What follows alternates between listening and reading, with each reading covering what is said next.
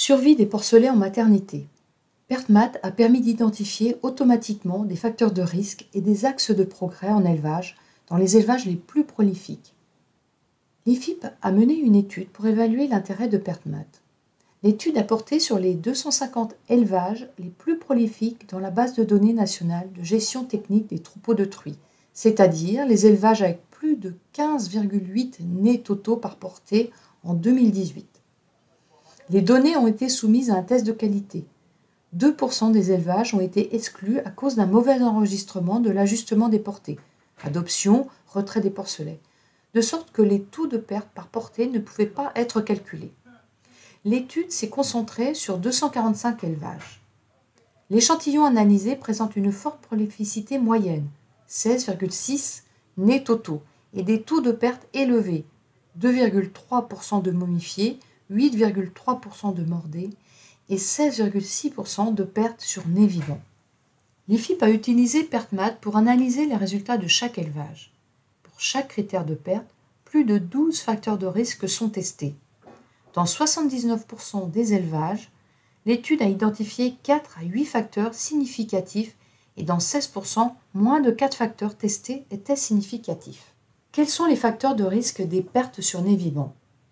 La taille de la portée a un effet majeur. La taille de la portée allaitée a un effet significatif dans 99% des élevages et le nombre de porcelets nés vivants dans 97% des cas. L'ajustement de la taille des portées n'est donc pas efficace pour réduire les effets secondaires des grandes portées. La parité de la truie est significative dans 58% des élevages.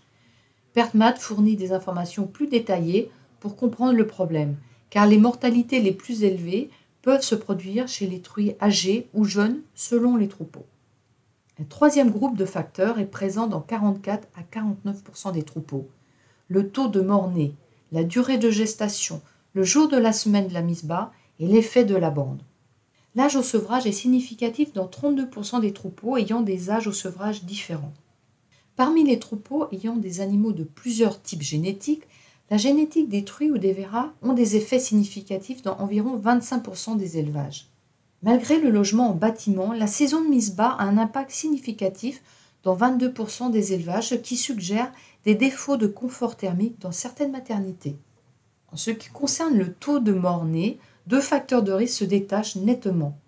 La taille de portée, les porcelets nés totaux, dans 92% des élevages et la parité de la truie dans 90% des cas. Ceci souligne l'importance des bonnes pratiques de gestion de la mise bas et de surveillance des truies dans tous les élevages. L'effet significatif du nombre de porcelets momifiés et de la durée de gestation suggère de rechercher des causes sanitaires. L'effet de la génétique de la truie, 33%, doit prendre en compte les interactions entre démographie et taille de la portée.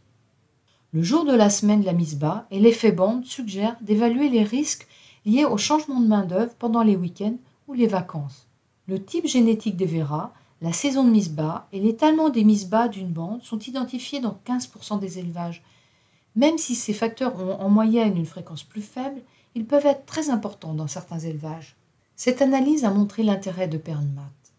Une grande diversité des causes de mortalité, des facteurs de risque, a été constatée selon les élevages. L'étude confirme que les risques majeurs sont associés aux grandes portées et aux porcelets surnuméraires. Les problèmes majeurs de gestion sont facilement identifiés. Le point fort de PertMat est d'identifier des pistes d'amélioration adaptées à chaque élevage. Cet outil web est facile à utiliser et actuellement, 1400 comptes d'utilisateurs sont ouverts. L'outil est évolutif et dans une version prochaine, analysera spécifiquement la gestion des porcelets surnuméraires. Cette étude a reçu le soutien financier du CASDAR dans le cadre du projet ATT REFAGRI IT.